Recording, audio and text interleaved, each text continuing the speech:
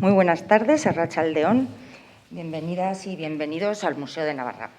Comenzamos hoy con los encuentros con artistas que participan en la exposición 14+, que presenta 14 obras de arte que se adquirieron en 2020 a 14 artistas navarros y navarras.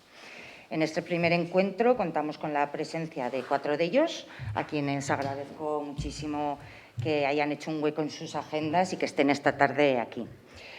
Como no os quiero restar ni un minuto del tiempo de vuestras intervenciones, que es lo interesante, ir desgranando pues, vuestros extensos currículums, ya que todos pueden presumir de una sólida trayectoria profesional en las artes plásticas y visuales, pues directamente os presento y así podemos disfrutar oyéndoos, que es lo que nos apetece hacer. En el extremo izquierdo de la mesa, Patxi Araujo, autor de la obra Turba, una instalación performática realizada en el año 2014 y que se encuentra en la contigua sala de exposiciones. A continuación, a mi derecha, Elba Martínez, autora de Me confunde todo, pero sobre todo me confunde el mar, compendio de imágenes que ha ido tomando entre los años 2007 y 2020, que está expuesta en la sala 4.2. A mi izquierda, Chus Popollo, autor de la pieza de vídeo Y el cuerpo se hizo pantalla o las imágenes no caen del cielo, que se proyecta también en la sala de exposiciones y que además este mes compite en Cinebi, Festival Internacional de Cine Documental y Cortometraje de Bilbao, y que se puede ver también en la Galería Nazionale de Roma. Y en el extremo derecho de la mesa, Teresa Sabaté, autora de la obra Pamplona-Iruña, un lienzo pintado y tejido en 2016, que puede verse en la sala 1.5.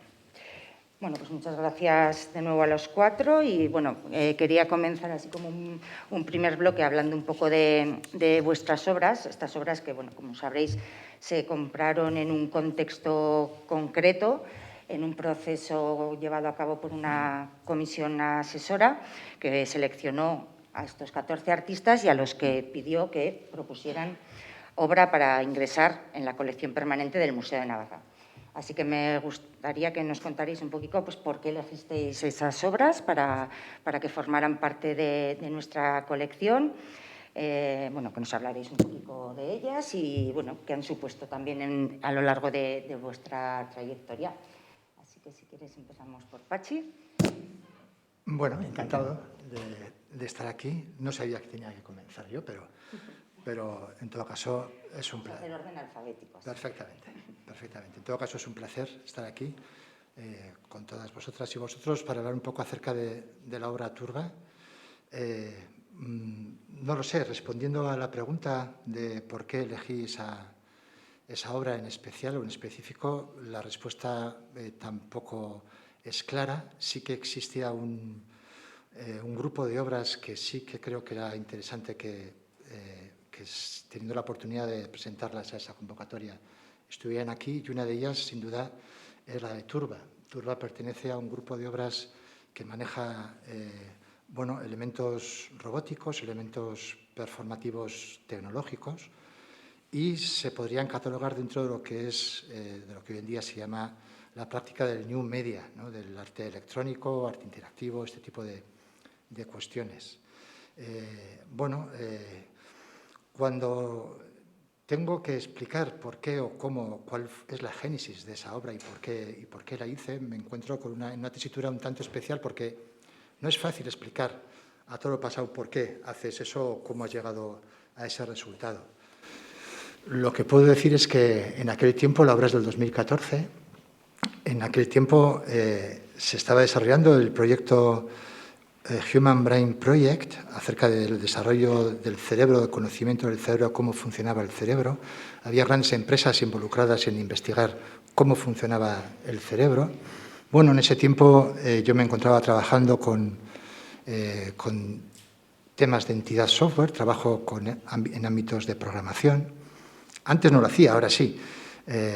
Y bueno, me llamó la atención. Decidimos un grupo de profes allí en la uni empezar a trabajar un poco en ese sentido, qué es una neurona, cómo funciona, de qué manera se estructura, y a partir de ahí empecé a desarrollar la simulación de neuronas dentro de un computer.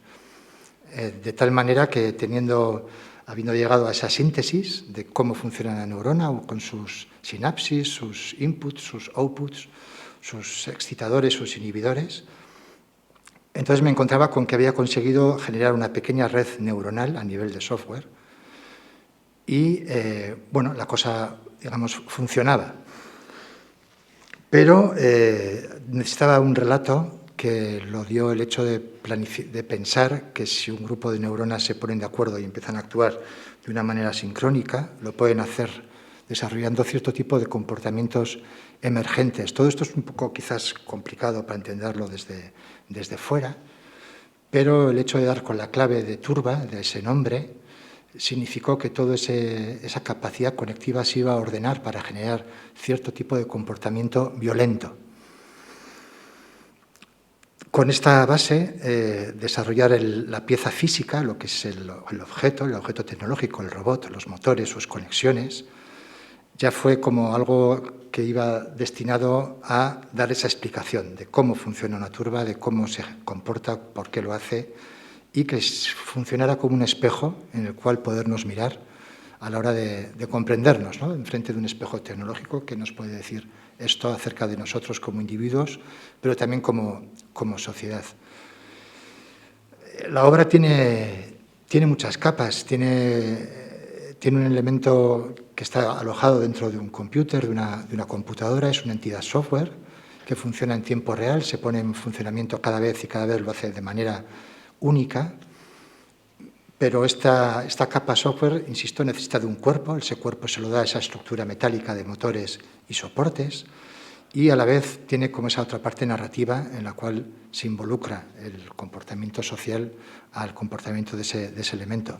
Pero también es un concierto performático, es un concierto dado por una máquina porque genera sonidos también. La propia estructura del programa se lee como movimiento de motores, también se lee como sonido. El hecho es que al final, entre todas esas capas, lo que entiendo que la pieza puede aportar desde su peculiaridad es una puerta abierta, insisto, a que sepamos leernos a través de los elementos tecnológicos que hoy en día pues, están tan presentes, ¿no? en nuestra vida en general. También me gustaría señalar que para mí es algo muy importante el hecho de que una institución como el Museo de Navarra adquiera obra de ese cariz, obra new media, porque significa que abre las puertas a una tipología de obra de arte que no es habitual encontrarla en espacios de este tipo, y creo que es una muy buena idea por todos los retos que implica, pero también por todas las puertas que abre, ¿no? Creo que es importante que obras de esa naturaleza compartan espacio con obras quizás más consagradas dentro de la inercia de la práctica de las artes plásticas o visuales, porque entiendo que ese diálogo que se genera es muy fructífero. No podría entender un arte, digamos, new media o electrónico al margen de otros elementos que han forjado, ¿no?, el camino del arte o que hablan mucho y bien de todo este tipo de cuestiones. No lo sé, podría estar hablando mucho rato acerca de la obra y de esas cuestiones, pero como tampoco sé cuánto tiempo, creo que has dicho 7 minutos y ya llevaré unos cuantos. Bueno, todavía te falta una. Bueno, en todo caso, no quiero insistir ahora mismo más, si es caso después, si da pie para poder hablar o comentar, pues estaré encantado de que lo comentemos. Muy bien. Gracias. Sí. ¿Y Elba? Pues muy buenas tardes. He preparado 3 poemas inéditos para esta ocasión y he escrito un texto breve sobre mi visión en este mundo, que es artística. Y hay una imagen que he solicitado que se ponga porque me refugio en ella, sobre todo para este primer poema. Perdón. ¿Ahora? Sí. Bajo el castaño te miro, he retraída mi pose aunque esté arropado en pieles y chaquetas de otras épocas. Ha sanado mi corazón a la sombra de este árbol, que en su máximo esplendor oculta mi timidez, me da cobijo. Una vez más me atrevo a mirarte. Dejo que te compliques y sientas mi pelo rojizo. este mechón velando parte de mi frente, mis pálidas mejillas.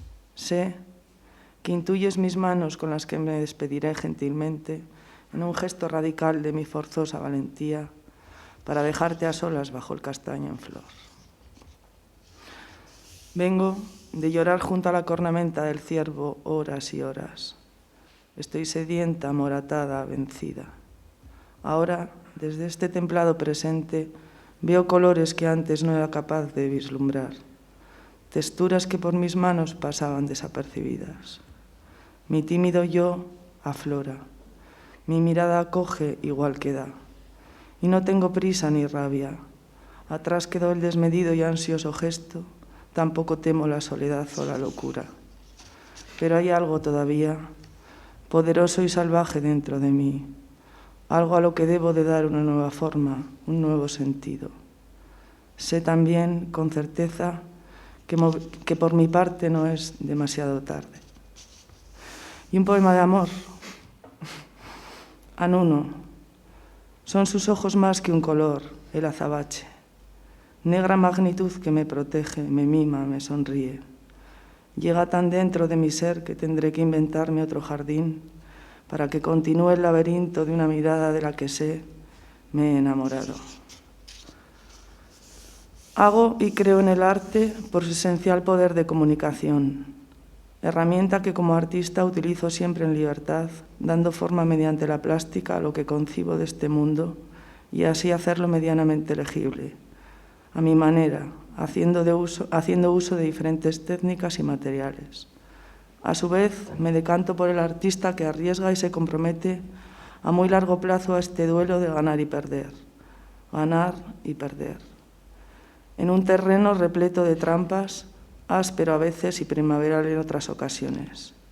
Me considero una consciente luchadora en la búsqueda incesante y obsesiva de lo que considero un gran tesoro. Lograr captar cierta emoción, cueste lo que cueste. He elegido para la colección del museo mi obra fotográfica porque recoge un denso trabajo evolutivo y de investigación. Considero este terreno ya parte de mi pasado. En su aprendizaje me he desgastado hasta la extenuación y me ha aportado una empatía y asertividad por los seres humanos, por la humanidad. Se aprecia en este conjunto fotográfico cómo irremediablemente he quedado diluida en la búsqueda ferviente de la experiencia, en vosotros y en vosotras, siendo siempre una más, sin afán de protagonismo, sino consecuente con la importancia de cada una de las piezas de este torbellino. Ahora, sin embargo, en esta etapa de reencuentro conmigo misma, superada ya la disolución de mi persona en múltiples personalidades adquiridas, desemboca mi quehacer artístico en el silencioso mundo de los objetos, los espacios, la naturaleza, que son para mí igual de difíciles y de emocionantes. Mi mirada no deja de capturar imágenes con la mente, ya sin la cámara, y saborear en un ejercicio constante dos premisas. Por un lado, la pérdida o el acto de registrarlas, y por otro, la ganancia de sentirlas y vivirlas desde y en el más puro presente, cosa que me llena de un fresco goce. Vida con mayúsculas, aportándome mayor sensación de perspectiva y cierta madurez sin perder ingenuidad. Todo este conjunto de imágenes, colocadas una tras otra en base a estímulos y dosis de estética y energías, es un abanico que emerge desde las múltiples capas de lo social y son partes que me conforman, me hacen ser lo que ahora soy. Cada una, trate de lo que trate, tiene su importancia desde lo gestual, lo emocional, lo estético y lo experiencial. Me niego casi rotundamente a aislarlas o a engrandecerlas en tamaño, dotándolas así de un protagonismo o valor añadido con lo que no estoy de acuerdo, ya que yo no he hecho distinciones a la hora de capturarlas entre personas, clases sociales, lugares, momentos, y es ahí donde tienen que estar, brillando desde su intimidad, cuando son percibidas, desveladas en vuestra sensible participación de espectadores activos. Aquí están a salvo, en el espacio expositivo, también en modo de libro en diferentes librerías, lugares que la recoge y cuida. Finalmente, agradezco a todos y cada una de mis referencias literarias y plásticas que no solo me han hecho crecer, sino también creer en mi trabajo. Muy en especial a mi familia, parte muy importante de esta obra, que me han permitido una y otra vez fotografiarles en el seno familiar a lo largo del tiempo. Sobre todo a mis padres, que por su cálido amor incondicional tanto valoro. Gracias al equipo del museo por esta y otras exposiciones que hacen que su puerta esté más abierta que nunca a la ciudadanía, sabiendo hacer florecer por su mimo y sensibilidad realidades artísticas, emociones y magia. Gracias a todo aquel que concibe el arte no como algo predecible, sino como un arriesgado trabajo de fondo, frágil, pobre en su puesta en escena y cargado de fuerza, y una vez más repito la palabra emoción, emocionar, tocar, transformar. Francisco Javier San Martín, amigo muy querido, ha sabido poner las palabras poéticas precisas en su texto Anarchy in the Basque Country, Anarquía en el País Vasco. Para mi libro Me confunde todo, pero sobre todo me confunde el mar. Gracias.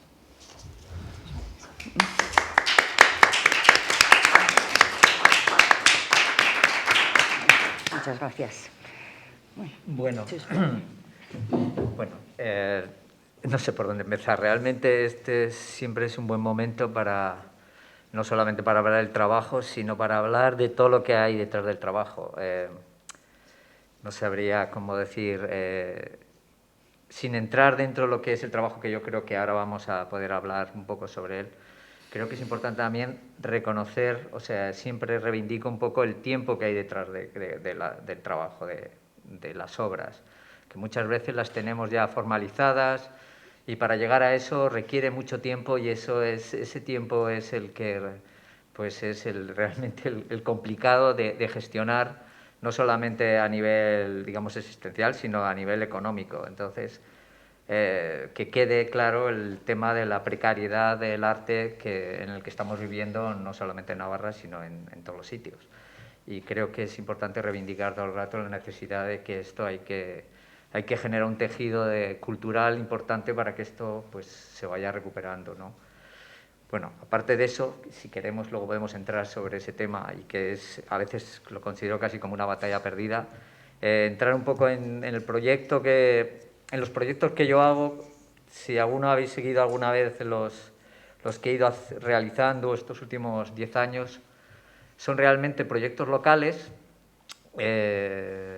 digamos locales, en los cuales trabajo con ciertas comunidades, como ha sido en el caso de Ízaro o en el caso del túnel de la Engaña, y en este caso he trabajado pues con la comunidad religiosa, porque he estado trabajando sobre los sistemas pedagógicos, sobre todo esos modelos pedagógicos que se generaron dentro de los colegios, de los seminarios y en los colegios religiosos, con los gabinetes de ciencias naturales que ellos iban generando.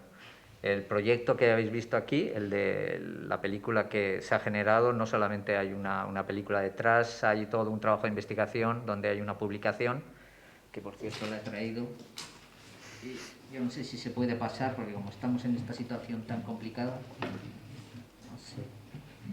¿Se puede pasar o...? Yo creo que sí, nos hemos limpiado todos con gel, ¿no? No sé. Bueno, este es el librito. Lo voy a ir. La pasan. Sí. En el que me ha permitido no solamente trabajar sobre, de alguna manera siempre utilizo esta especie como de hechos, que ya decía que de alguna manera son siempre muy locales, y esto me permite, más que, digamos, avanzar de una manera casi de un acto de cavar, siempre ese acto de cavar me permite generar una serie de analogías y relaciones entre una serie de, digamos, no solamente a nivel plástico o estético, sino que también hay unas relaciones antropológicas, arqueológicas, sociológicas del proyecto, y esto me permite conectar con una serie de, digamos, de diferentes agentes con los que trabajo conjuntamente. Entonces, de alguna manera, mi trabajo no es una cosa individual, sino que siempre trabajo de una manera colectiva. Esa manera colectiva, pues a veces es muy enriquecedora por el cúmulo de información, y sobre todo porque genera un tipo de mirada transversal y cultural de historias que de alguna manera quedan incompletas, y que a través de claro, hay que tener en cuenta que siempre es una revisión, y esa revisión de la memoria pues parte siempre de un presente, con lo cual es verdad que la mirada siempre está, digamos, descontextualizada en un principio, y lo que se busca es buscar esta especie de contextualización o recontextualización de la mirada. Sobre todo en el caso de lo que ocurría en los gabinetes de ciencias naturales.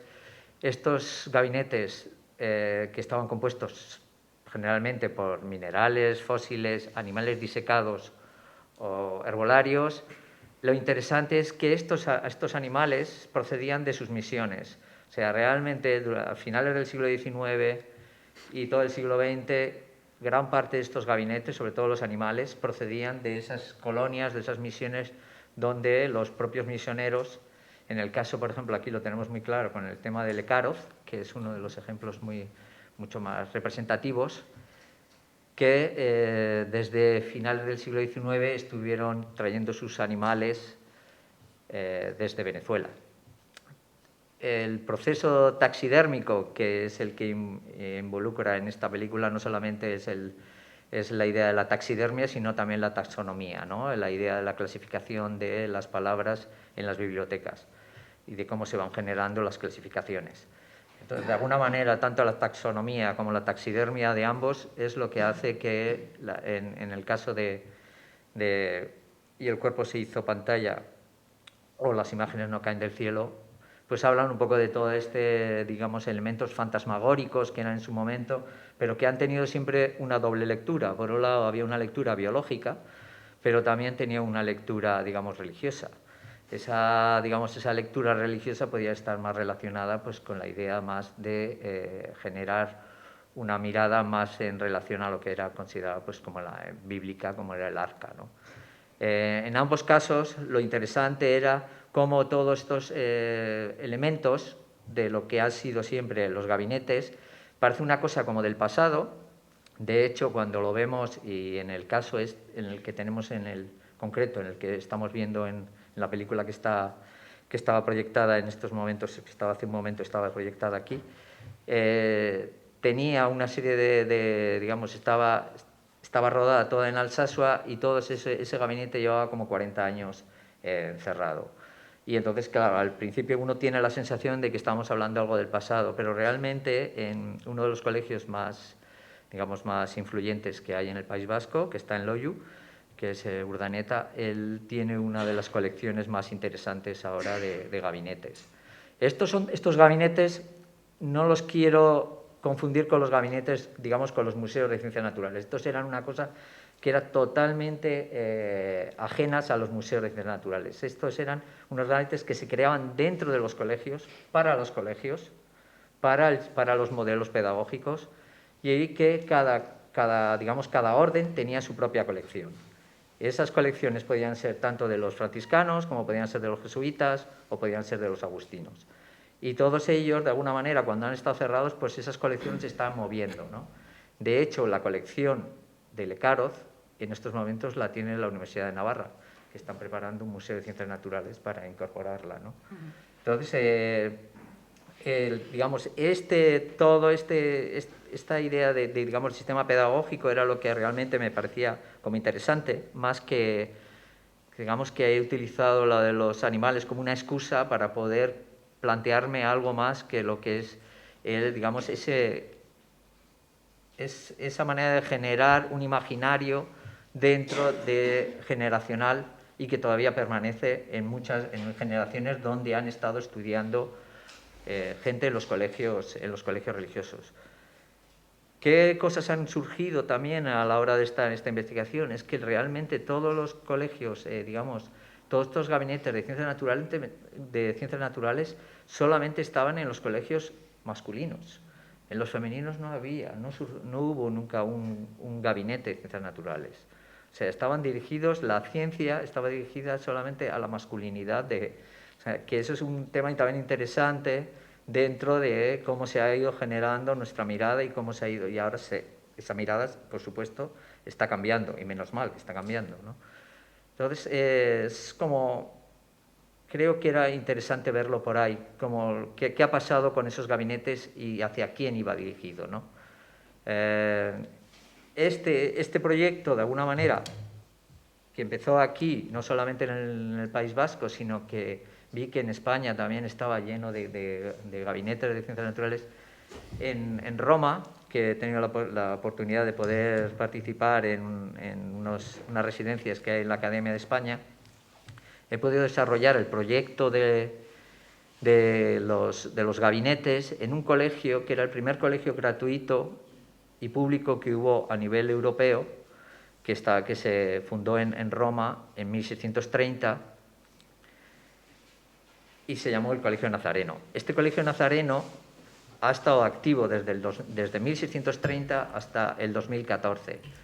Y aquí ocurre otra cosa que es interesante también dentro de esas colecciones, que ha habido la especulación del patrimonio dentro de lo que es el patrimonio, digamos, eclesiástico dentro de Roma, que debe ser algo muy familiar, que las propiedades pues se pueden vender. Entonces, lo que ocurrió con el gabinete, con el colegio Nazareno, pues se vendió después de casi 400 años de actividad y todas sus colecciones pues se tuvieron que desplazar a otros lugares. Entonces, aquí vuelve a surgir otra serie de temas, que es lo que a mí, dentro de estas investigaciones, me resultan como atractivas para poder generar, digamos, diferentes relaciones, y es no solamente la venta del patrimonio, sino los desplazamientos de las propias colecciones, no solamente de arte, sino de las colecciones de ciencias naturales que hay dentro de lo que han sido las órdenes religiosas. Entonces, de alguna manera, esta película no solamente habla de un espacio que ha sido ya cerrado, sino que esos modelos pedagógicos, de alguna manera, también han llegado a su fin, o sea, están desapareciendo como tales. Muy bien, pues muchas gracias, Chuspo. ¿Y Teresa? Bueno, lo mío es mucho más sencillo, la verdad. Yo cuando me propusisteis la compra del cuadro, etcétera, tenía claro desde el principio que iba a ser un cuadro que perteneciese a la serie Cartografías, que llevaba ya años trabajando y que es una serie que siempre tengo abierta, aunque la intercalo con otros proyectos, siempre tengo algún plano que a la vez estoy trabajando, ¿no? Y la elección pues fue un poco porque, bueno, era nuestra ciudad y me pareció que también era un plano que es muy diferente a todos los que he trabajado. Yo normalmente cuando trabajo sobre una ciudad hago un recorrido personal, íntimo, que tiene que ver con mi vida más cerrada, ¿no? Como si dijéramos. Y sin embargo, este es un plano colectivo, es un plano que está hecho en realidad con los recorridos de 120 personas, unas conocidas, la mayoría, ¿no? Pero otras también desconocidas, que se prestaron a hacer un recorrido. Y aunque la ejecución final de la pieza la hacía yo, yo cogí planos, me dieron en Información y Turismo así un taco, ¿no? Y yo iba pasando a la gente los planos y la gente iba haciendo recorridos, ¿no? Que era muy curioso también porque la gente hacía recorridos, sobre todo los adultos, de la infancia, de cuando iban a no sé qué, tal. Contaban sus historias, ¿no? Ellos, no las contaba yo. Y yo luego lo pasaba al plano grande, ¿no? Y con esa idea también de que, claro, al final la gente repetía caminos, o sea, se iban cruzando las líneas y la ciudad va desapareciendo, y lo que queda es una maraña de hilos. Y bueno, un poco la lectura para mí era eso, ¿no? Que al final la ciudad somos nosotros, la gente que la vivimos y la paseamos y la recorremos. Y eso era un poco lo que quería contar en ese cuadro. Luego también me pareció interesante en esta pieza que tampoco me pasa con otras, y es que va acompañada de otro tipo de objetos, ¿no? Que normalmente cuando hago el plano y ya está, ¿no? Pero esta vez pues yo hice unas piezas pequeñas donde yo nombraba a todas las personas que habían participado en esos recorridos, ¿no? Y creé unas piezas pequeñas con las iniciales de cada uno, que yo por eso les llamo los anónimos, y con el hilo que representaba cada recorrido de esas personas. Y esas piezas yo les tenía un cariño especial y me apetecía también que estuvieran. Y también encuaderné un poco pues, todos los planos que la gente había ido trabajando, porque la gente se equivocaba, tachaba, o sea, son rayas. Los niños del taller también hicieron, ¿no? Entonces, era muy curioso también trabajar con ellos la idea de cómo manejarte por un plano, Y bueno, pues fue como una historia un poco así, fue larga, lo que decía un poco Chuspo, ¿no? de todo el tiempo que está detrás de una pieza. Que luego cuando la gente hace una valoración, ¡jo, qué caro! Pero igual son 3 años de tu vida, ¿no? O sea, empiezas a meter horas y bueno. Y sí, ese fue largo porque además pues no siempre había recorridos. Pues llegaba alguien al taller y me hacía un recorrido y tal. Entonces yo iba como añadiendo, ¿no? Fue un cuadro que estuvo allí mucho tiempo colgado en mi estudio y que, bueno, pues lo viví de una forma muy lenta y me pareció que era bueno que toda esa gente también formase parte, ¿no? De esa historia. Nada más. Entonces, de esta serie de cartografías es el único en el que han participado, ¿no? Sí, sí. O sea, los demás son recorridos. Sí, es el único que es así como colectivo, como si dijéramos. Muy bien, pues muchas gracias a los 4.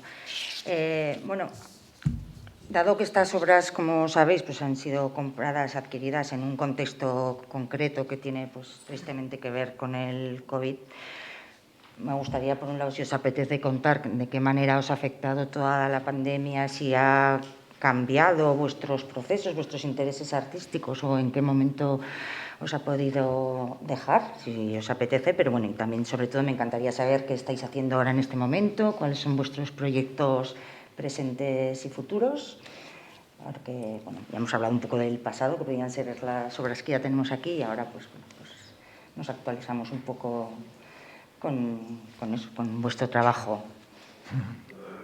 Si queréis, hacemos en el mismo orden. Me lo temía. Vale, de acuerdo. Sí, bueno, por ejemplo, en mi caso, el tema de la pandemia, pues me ha afectado, bueno, como a todo el mundo. Con respecto a mi trabajo, dado que este se desarrolla en un tanto por ciento muy grande dentro de una cueva cableada muy intensamente, con un ordenador y un montón de dispositivos asociados a él. Entonces, en ese sentido, bueno, en lo que significa el desarrollo de mi trabajo a ese nivel de programación, no me ha afectado especialmente. Quiero decir, especialmente. Al revés, me ha permitido estar más todavía en ello, porque al desarrollar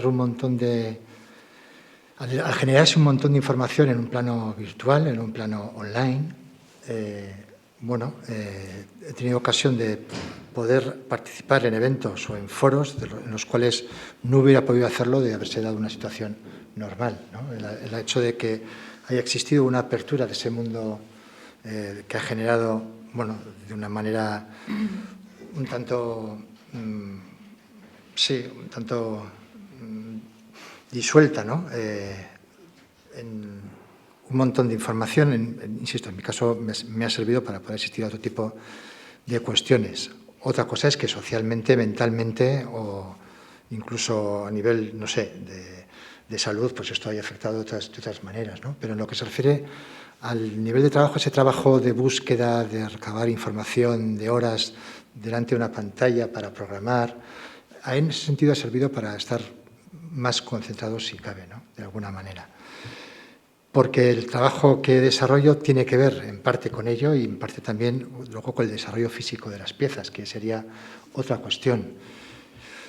En ese crisol digital en donde los datos se conectan entre ellos de una manera totalmente nativa y libre, la cuestión es que cualquier tipo de relación es posible. Y en esto quisiera decir que lo que, por ejemplo, ahora mismo estoy trabajando, pues estaría abierto a otro tipo nuevo de conexiones que se establecen entre esa materia, ¿no? Que yo llamo plástica, entiendo plástica, aunque es digital, aunque es programación, es plástica porque es mutante, es convertible, es adaptable, es relacional, ¿no? Entonces, esta sustancia, esta materia se puede combinar de unas maneras muy grandes, muy abiertas a un montón de cuestiones, ¿no?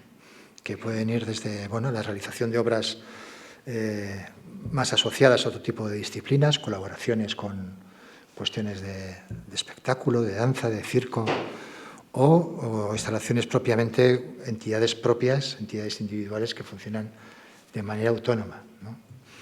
Si la pregunta también va un poco por el tema de ¿y qué estás haciendo ahora?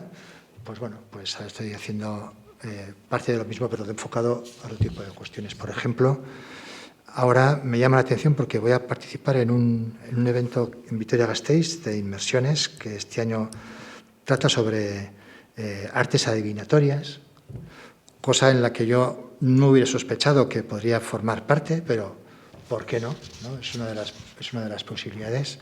La pieza que estuvo hace poco en Apaindu expuesta, del All Prophets Are Wrong, que especula con la posibilidad de predecir o no el futuro, atendiendo a cierto tipo de inputs que vienen de otro tipo de ámbitos, no humanos, en ese caso pequeñas partículas que chocan contra un sensor, permiten especular a futuro con qué cosa va a ocurrir o dónde va a ocurrir algo, o de una manera más poética, qué es lo que desea en este momento ocurrir, ¿no? Y con esa excusa, pues poder trabajar, ¿no? en cuestiones que formalmente no se desarrollan en una disciplina específica, sino que adaptan formas peculiares en función de intereses muy diversos. Entonces, cuando preguntan, ¿y ahora qué estás haciendo? Pues realmente es que no sé muy bien cómo definir ese qué estás haciendo, ¿no? Porque la cosa puede derivar hacia relaciones o conexiones con ámbitos y disciplinas muy dispares, cosa que me alegra mucho, pero a la vez te mantiene como un poco en atención, ¿no? A lo que puede estar ocurriendo dentro o fuera, ¿no? Y eso resulta interesante. Interesante. Gracias. Pues en mi caso fue un antes y un después, porque coincidió con que yo ya tenía el tipo de fotografía que hacía un poco ya lo que citaba antes, ese terreno lleno de trampas. Ya sentía que ya era una trampa, que ya lo controlaba y que volver a hacerlo pues era regocijarme ahí en el placer.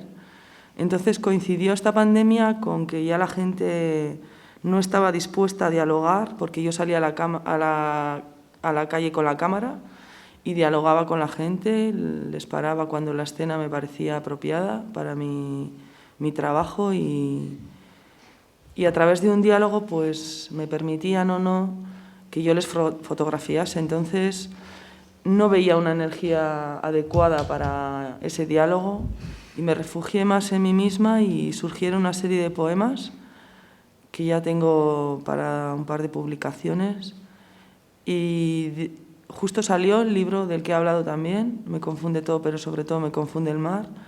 Entonces vi cerrada esa parte de fotografía de a pie de calle.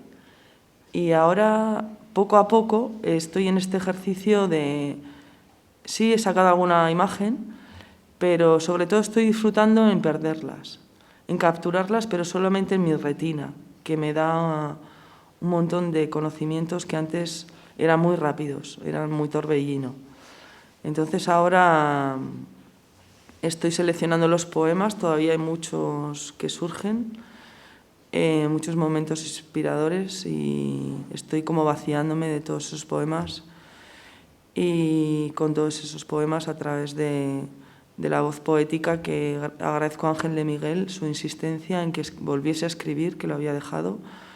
Y también algo curioso que estoy haciendo últimamente es leer la mano a la gente. No sé, tengo ese don que no sabía que tenía. Y sí, me he apuntado a las inmersiones. Sí, te has apuntado, qué bien, está estupendo. Sí, siempre había creído en lo esotérico y en el mundo esotérico. Y empecé y, no sé, le acierto muchas cosas y tengo la cualidad de que no veo lo malo. Entonces... Está bien, pues. Sí, y bueno, no me apetece nada exponer. Esta exposición ha sido como la que se va a mantener hasta marzo, pero ahora más es publicar los poemas. Sí, sí, sí. Y eso. Me pareció entenderte en alguno de los mails que intercambiamos que también estabas pintando. Ah, sí, joder, se me había olvidado. Pues en la pandemia pinté bastante. Sí, dejé la serie de chinos de heroína, que eran una recolecta de chinos de heroína que hice los pegaba sobre PVC de gente anónima, los escaneaba aquí en Pamplona y luego los pintaba y los interpretaba. Y ya estoy haciendo cuadros que no tienen no son no vienen a través de un concepto ni una acción, sino que simplemente me pongo frente a la tabla y con imprimación la dejo en blanco y me pongo a pintar. Sí, tengo una serie de abstracciones y está entre la abstracción, el gesto y sí, tengo una serie de 7 cuadros. Lo que pasa es que justo ahora no estaba pintando, por eso, pero sí, en la pandemia lo que hice fue comprar un montón de tablas y ponerme a pintar. Sí, que hacía años que no hacía, sí. Muy bien, Sí. gracias. No me voy a olvidar.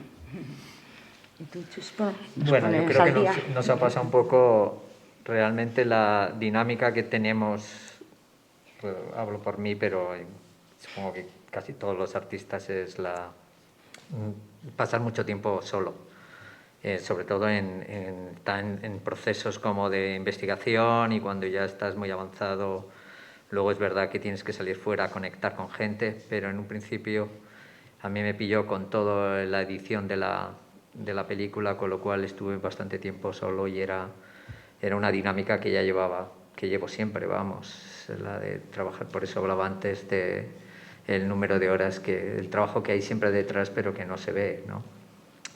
Y sí, es verdad que estaba ahí bastante aislado. Luego, es verdad que cuando estaba haciendo este proyecto que estaba haciendo ahora sobre el Colegio Nazareno, que claro, la historia toda del Colegio Nazareno, que fue fundado por José Calasancio, o sea, de los Escolapios, fue muy complicado poder establecer relación con los lugares donde tenía que hacer visitas, entrar a archivos. Eso ha sido muy complicado, porque la pandemia no permitía entrar a los sitios y había que insistir mucho. Y eso sí que es verdad que ha sido un desgaste también a la hora de desarrollar el proyecto, ¿no? Lo que sí es verdad que también con el tema de la pandemia, una de las cosas que también me da cuenta con el proyecto, en el caso del Colegio Nazareno, que antes no lo había comentado, era que cuando se vendió el Colegio Nazareno, se vendió a un lobby hostelero para hacer un hotel de lujo. Una de las razones que hay toda esta especulación es el turismo que hay tan bestia en Roma, y que de alguna manera lo que ves es un poco este vaciamiento que hay de contenidos, no solamente de lugares que tienen unos contenidos sociales y políticos que eran importantes, pero que ahora con la presencia del turismo pues se han vaciado, cosa que un poco también le ha pasado a las colecciones también de los gabinetes, que de alguna manera al ser desplazados también se han descontextualizado también del valor que tenían como tales, dentro de lo que era el marco educativo. Y ahora pues estoy con ese proyecto, con el del Gran Hotel Nazareno, que se llama así la pieza, Gran Hotel Nazareno, y voy a empezar a editarla, aunque tengo ya un pequeño corte, y es lo que estoy ahora editando sobre mi estancia en Roma, ¿no? Y eso es un poco. Muy bien, gracias. Teresa. A mí me fue fatal con la pandemia, la verdad, porque claro, yo tengo un pequeño taller que tuve que cerrar, me quedé sin trabajo, ¿no? Y claro, eso es duro, porque al final pues es un día das clase y al día siguiente ya no podías abrir. Y a mí me bloqueó aquello, no. Y estuve unos días, pues porque además nos pilló, estábamos preparando en un proyecto con mi compañera Virginia, y claro, era un proyecto común, que es verdad que normalmente trabajamos muy solos, pero en esta vez coincidía que estábamos preparando esa exposición, que la teníamos en noviembre, que no sabíamos ni si se iba a poder hacer, y estábamos trabajando unas piezas además muy grandes, de 10 metros, 8 metros, y claro, eso no te lo podías llevar a casa, no podíamos seguir con ese trabajo común, y sí que es cierto que tuvimos que cambiar un poco el planteamiento de la exposición, que luego sí finalmente se hizo, y empezamos a tener que trabajar en casa pues piezas pequeñas, ya de una forma más individual, ya no, porque lo que hacíamos era interactuar cada una en la pieza de la otra y tal. Y empezamos como a hacer ya 2 versiones, 2 lenguajes, y empezamos a trabajar un poco eso, ¿no? Que estábamos hablando de los lenguajes a la hora de representar. Y sí que tuvimos como que variar muchas cosas. Y luego nos pasó que ya cuando nos permitieron volver al taller, y volvimos a Santa Marta, pues nos encontramos un poco con la gente, ¿no? Con la gente del barrio que de pronto te recibía, ¿cuánto tiempo? Y nos dimos cuenta de que nosotros estábamos hablando de nuestro espacio físico y, sin embargo, no estábamos hablando de esa parte humana que te acompaña en el barrio. Y empezamos a trabajar también sobre personajes de la zona, que era algo que no nos habíamos planteado en ningún momento, ¿no? Y sí que nos influyó en muchos aspectos. Pero bueno, luego ya el taller se abrió y la vida volvió a la normalidad con todos esos protocolos. O sea, también las clases son mucho más complicadas ahora porque tienes que hacer millones de... ventila, abre, quita, desinfecta. O sea. Entonces, bueno, pues un poco más duros, sí, claro. Y proyectos ahora, después de acabar este proyecto que hicimos conjunto, pues llevábamos 3 años trabajando con esto y estamos un poco pues encontrándonos otra vez a nosotras, ¿no? En nuestros espacios, porque claro, nunca ninguna de las dos habíamos hecho un trabajo común, ¿no? Y cuando ha sido muy interesante, pero también difícil, ¿no? En algunos aspectos, y ahora nos está costando como volver a nosotros, a nosotras, ¿no? Y estaba empezando a trabajar un poco como en volumen. Me apetecía probar cosas nuevas, no volver un poco a lo de siempre. Y ahí estoy haciendo pruebas y, bueno, no lo voy a llamar esculturas, pero como, sí, piezas ya que salen del cuadro, que... Bueno, pero vamos, de pruebitas todavía, ¿eh? Muy bien. Muy bien, y pues como a esto lo hemos llamado encuentro, no sé, me gustaría también que si entre vosotros tenéis algo que preguntaros y desde luego, por supuesto, contar con la participación del público. Cualquier pregunta que os apetezca o cualquier intervención, pues será muy bienvenida. Yo agradecer esta ponencia porque acerca mucho el trabajo de los demás y no sé, lo valoro muchísimo, sí, esta cercanía. Sí. Gracias.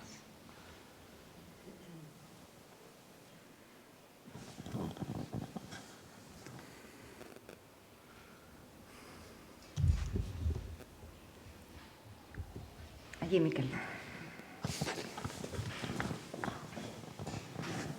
Hola, buenas noches.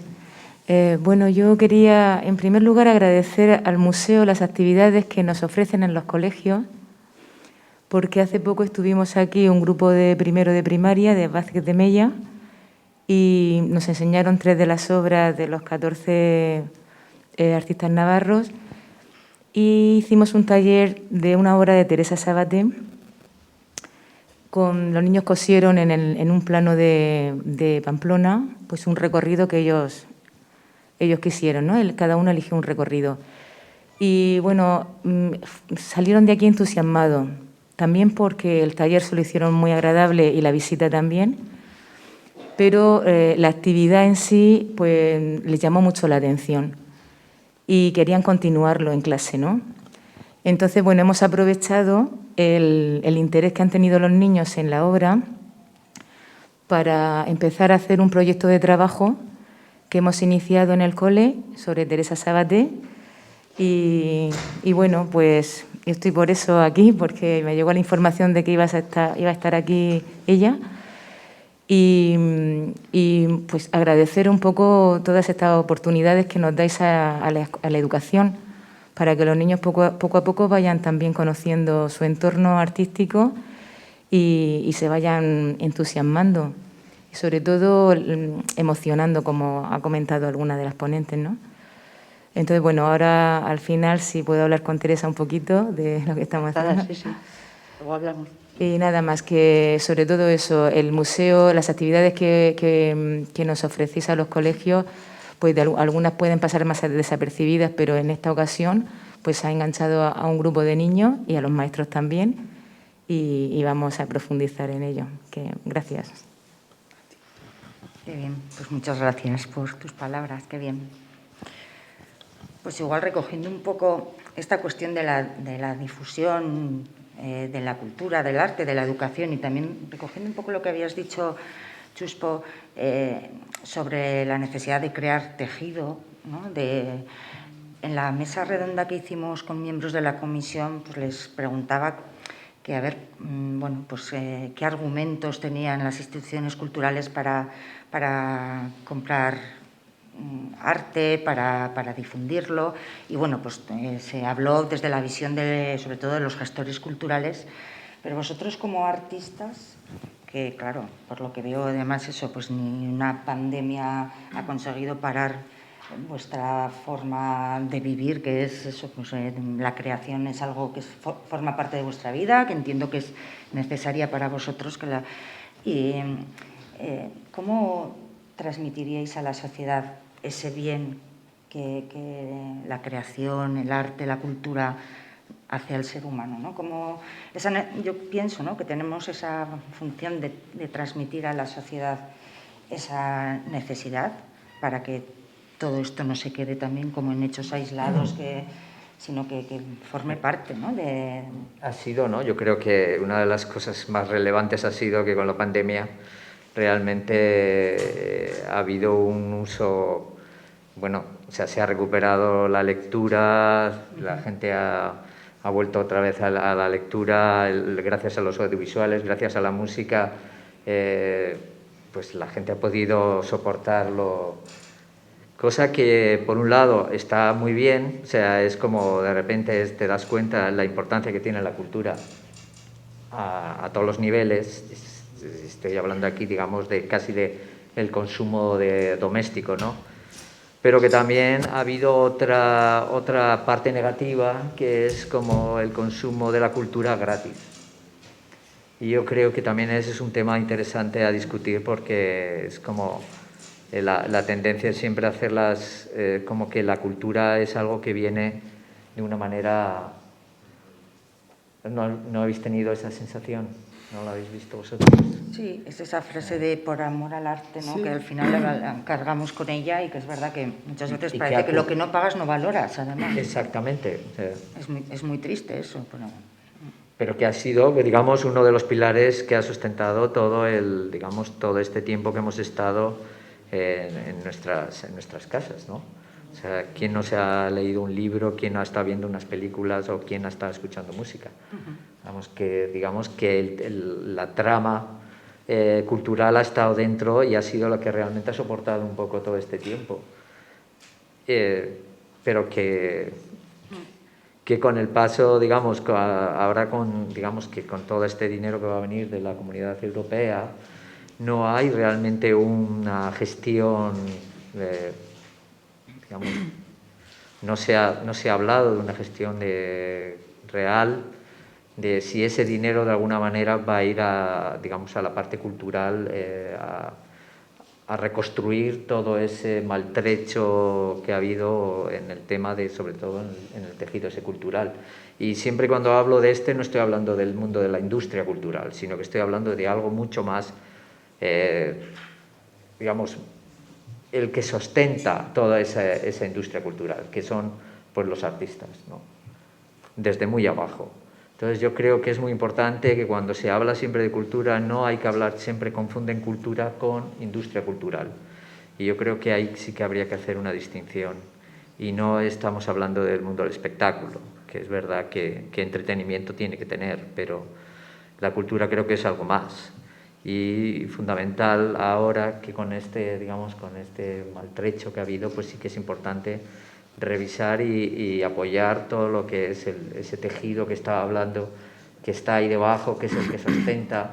Realmente todos los artistas sustentan lo más, pues las grandes instituciones y demás a nivel artístico, que estamos hablando de todo, digamos, de toda la trama cultural, ¿eh?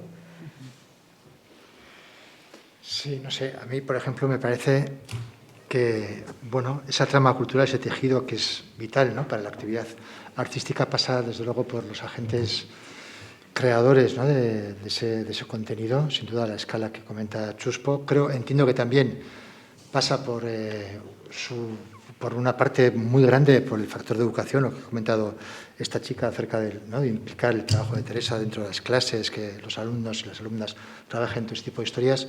Creo que es fundamental. Yo, por mi parte, en la parte que me toca como docente, dando clases en la Universidad en Bellas Artes, Bueno, el aire que se respira es también muy peculiar, es muy especial. La gente que entra a la facultad entra con... es que tengo una versión como positiva y otra como negativa, entonces no sé por dónde me voy a arrancar y no sé qué va a ser. En fin, voy a intentar calmarme.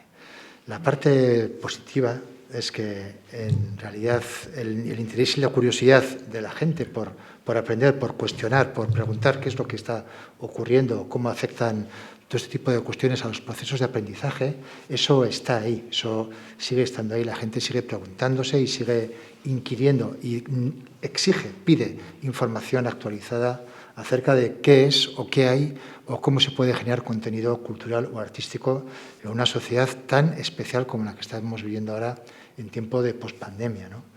Pero, por otro lado, también lo que me parece es que no se está ofertando a la gente joven las herramientas necesarias para poder administrar lo que se está viniendo encima. O sea, estamos funcionando bajo parámetros y paradigmas todavía anteriores a todo este tiempo que estamos viviendo de un tiempo a esta parte, que ha estallado con el tema de la pandemia, pero que creo que venía fraguándose anteriormente. No, insisto, no creo que se esté ofertando las herramientas adecuadas para comprender, para criticar y para crear de una manera efectiva a la gente joven en particular, y bueno, y hablando del público en general, tampoco sé muy bien, ¿no? Creo que nos movemos, el otro día no sé quién decía, nos movemos con sentimientos del Paleolítico, vivimos con instituciones medievales y estamos rodeados de una tecnología que parece Dios, ¿no? Y nos está eliminando nuestra capacidad para podernos mover de manera, insisto, activa, efectiva en este contexto, ¿no? No es ningún camino de rosas, creo, lo que hay, no solo por la precariedad como sistémica del sistema de producción de arte, sino porque, bueno, las herramientas conceptuales que deberíamos estar manejando en la cabeza no son las que deberíamos de tener, creo, no a nivel particular, pero sí a nivel social. Creo que ahí necesitaríamos una vuelta muy grande, ¿no? para generar otro tipo de curiosidad, otro tipo de interés, otro tipo de preguntas que sean pues más agudas, más incisivas, ¿no? con el panorama actual. Pero bueno, es una cuestión que se puede debatir mucho también. Yo, si me permitís, Pachi, ¿y de dónde crees que debería venir ese cambio conceptual? Bueno, a ver, no es fácil, pero entiendo que hay así como, por ejemplo, existe una disrupción muy grande entre lo que sería una concepción de arte, ¿no? Digamos, general, en la cual hay cierto tipo de prácticas o cierto tipo de obras que son aceptadas como tales sin ningún tipo de cuestionamiento previo, así como se dio una ruptura en el tiempo de las vanguardias de qué cosa puede ser o no, o cómo manejo en mi cabeza el concepto de arte, de belleza, de no sé, cómo acordamos algo de alguna manera si es que es posible. Todo esto que estoy diciendo se refiere a cuestiones de hace más de un siglo. Estos referentes los que me refiero ahora son referentes anteriores a la mitad del siglo XX, anteriores a él. Ha pasado mucho tiempo desde entonces, porque es que estamos en un cuarto del siglo XXI y las cosas han cambiado muchísimo, Ese cambio yo creo que debería de pasar por una educación crítica y creativa en lo tecnológico. Desde mi punto de vista, creo que sería algo fundamental. Somos usuarios más o menos expertos a nivel de cierto tipo de aplicaciones para manejarnos y salir más o menos airosos de nuestra vida diaria.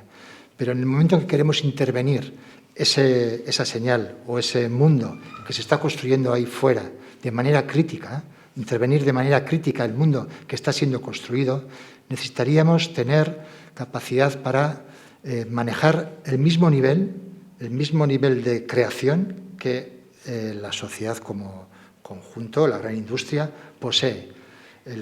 Cuando se comenta que ahora mismo estamos en manos manos de 5 grandes corporaciones que manejan toda la cultura o toda la creación o la distribución de contenidos a nivel global, estamos pintando un panorama muy terrible, en el cual los artistas, cuando salimos, yo cuando estoy en la facultad y veo a mis alumnas y alumnos saliendo de clase con un lienzo debajo del brazo y con sus pinceles a transformar el mundo, no a transformar el mundo, pero sí a incidir de alguna manera en él, no creo que sean las herramientas más adecuadas para hacerlo. Creo que hay que pasar por ellas, pero creo que va siendo hora, y vamos muy tarde, de actualizarnos. Es una labor muy grande y es terrible, pero es que, bueno, es la parte terrible del discurso, ¿vale? La parte optimista es que quizás sea posible todo esto, ¿no? Transformar, o sea, la capacidad transformativa de democratización de contenidos. Pero es que estamos en una cultura muy global, es muy terrible todo esto. No lo sé, son pensamientos. No tengo una respuesta a esa pregunta tan difícil que has hecho, ¿vale? Pero son pensamientos al hilo. Yo quería decir que me preocupa mucho que a edad temprana, de 7, 8, 9 años, los niños y niñas dejan de dibujar. Me parece algo muy dramático. Creo que ahí se deja de educar la mirada, que sería un gran avance para tomar decisiones en un futuro, para valorar a los artistas, para alimentarnos del arte, para ver el arte como una necesidad, no de un 1, 2 o 3% de la población, sino de mucho más. Y no un arte consumista tampoco, que parece que está de moda ir a los museos y sacarse la foto desde hace años. Y a 4 museos, no a todos. Y creo que es ahí en la niñez, cuando todos disfrutamos de la pintura, si nos dan las herramientas y el espacio y el tiempo adecuado, donde todos transformamos nuestro pequeño mundo, nuestro gran mundo en soles o colores o, sin más, garabatos, y disfrutamos mucho, porque yo lo he visto de mano de mi sobrino Manes, el más reciente, también en Eder, con sus dibujos, cómo han disfrutado del primer garabato, y esa sensación de que con tus manos puedes hacer algo tan grande se pierde por la gilipollez de que no se parezca a la realidad con 7, 8, 9 años y no lo valoren. Entonces, a mí, todo ese potencial que se pierde, que viene muy en consecuencia con que no se ponen muchas trabas, o sea, no os vale con que me haya licenciado, también me tengo que sacar el CAP, opositar y tener un título de inglés. Me parece muy falsa esta sociedad y que pone muy difícil la educación de la mirada. Que hay profesores sensibles que hacen lo que ha hecho esta profesora, de traerles al museo, que el museo ha permitido y lo ha facilitado. Y no solo a los museos, sino a las galerías, a los talleres, que el artista no sea esa persona que o bien te insultan directamente, yo he recibido muchos insultos a lo largo de mi vida, parásito social, entre otros. Y bueno, y que valoren la labor del artista y se planteen mucho más el hecho de reclamar un descuento a una obra, una rebaja, como si fuesen las rebajas, a todo este tiempo, porque yo paso muchísimas horas en el estudio, que es mi casa, paso muchísimas horas y tiempo comprando materiales, investigando materiales que luego no funcionan, que los tiro, que no los regalo, que los tiro. Y bueno, entre esa educación de la mirada y esa exigencia al artista, creo que hay ahí por lo menos un planteamiento, unas cuestiones, ¿no?, que hacernos. Sí. Yo era muy ingenua, pensaba a los 20 años que a todo el mundo le interesaba el arte. Luego me di el gran golpe, claro. Sí. Bueno, es esa tarea difícil que nos compete a todos, ¿no? Yo creo que, por un lado, viendo cómo la cultura y el arte puede ser una tabla de salvación en un momento difícil, pero luego, por otro lado, pues, que se valore tan poco o que se exija, pues, eso, de una manera gratuita, o que, bueno, que políticamente no es muy rentable, por eso no tiene tanto peso. No se dan cuenta de esa rentabilidad. Pero sí que es verdad que lo que se comenta aquí, yo creo que la educación siempre ha sido como la herramienta fundamental para construir la sociedad, vamos, a través de la educación. Y por otro lado también es que el poco uso se hace de los artistas para esa educación, que yo creo que sí que podrían habilitar más atención hacia los artistas para incorporarlos dentro de lo que son los sistemas de educación, que no los tienen que como dice Elba, pues te ponen siempre trabas, muchas, para poder dar clases o para poder aplicar, ¿no? Hacer algún taller.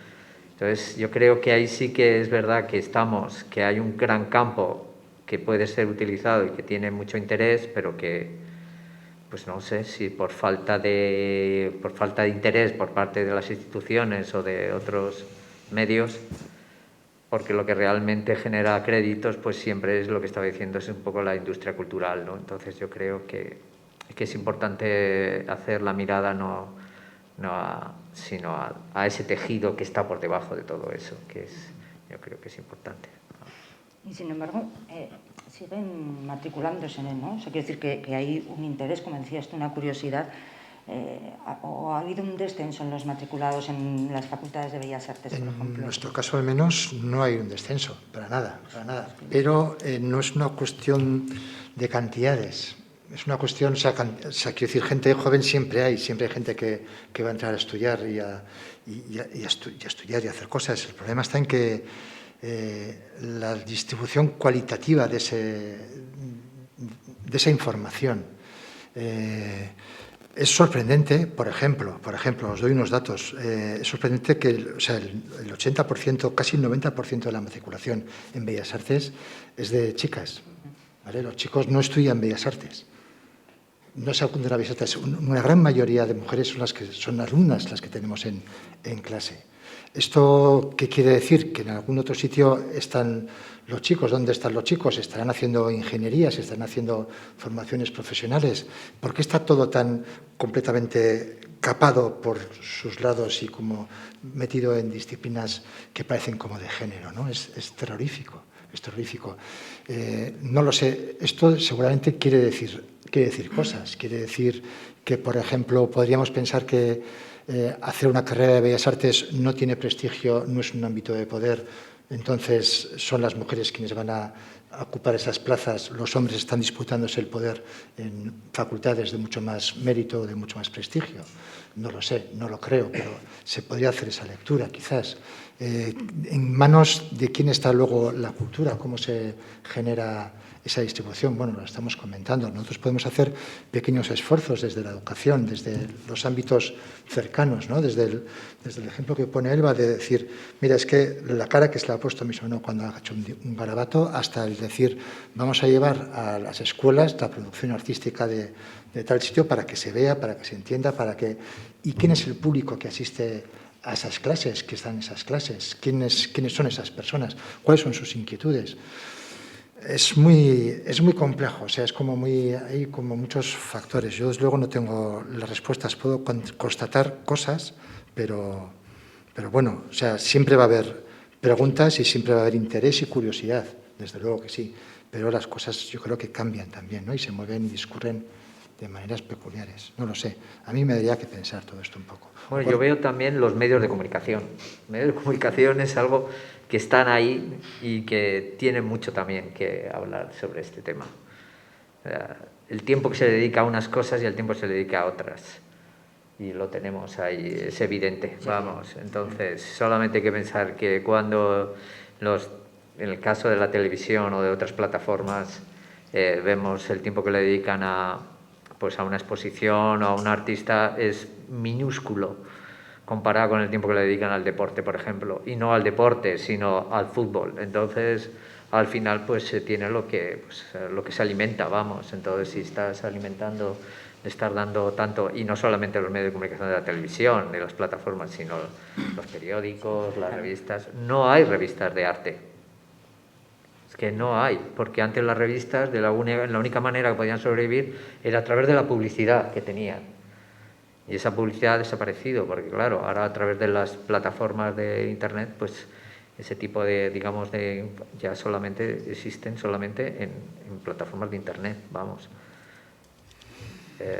Entonces todavía, no sé, entre el mundo analógico y el mundo digital, pues hay pero sí que veo que los medios de comunicación sí que tendrían mucho que aportar. Pues sí, porque son como una voz, ¿no? Con tanto peso que, Sí. claro, sí. Ujú.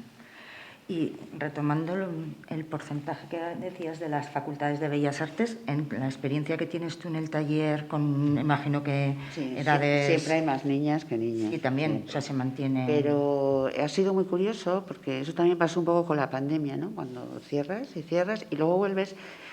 Y los deportes no volvieron tan pronto. O sea, todo lo que era Sí, como de trabajos más de colectivos contacto, y tal, no. Entonces, fue un aluvión lo que vino al taller de gente. Y vinieron también chicos, como no tenían deportes, y los padres yo creo que se los querían también quitar un poco de encima ya, todo el mundo muy saturado y con ganas de hacer cosas. Y hubo un crecimiento del taller repentino, vamos. Y llegaron muchos chicos. Y ahora se han quedado. Quiero decir que también hay una especie de inercia de que los niños hacen fútbol y las niñas hacen ballet. O sea, eso sigue pasando. Y luego van a los talleres. Pero tenemos más chicos ahora que lo que hemos tenido en muchos años. Y fue curioso porque vimos que era un poco por eso, ¿no? Como todos hacían fútbol. Y luego críos que han querido quedarse en el taller otra vez, o sea, seguir, ¿no? Aunque haya vuelto al fútbol. Pero... Claro.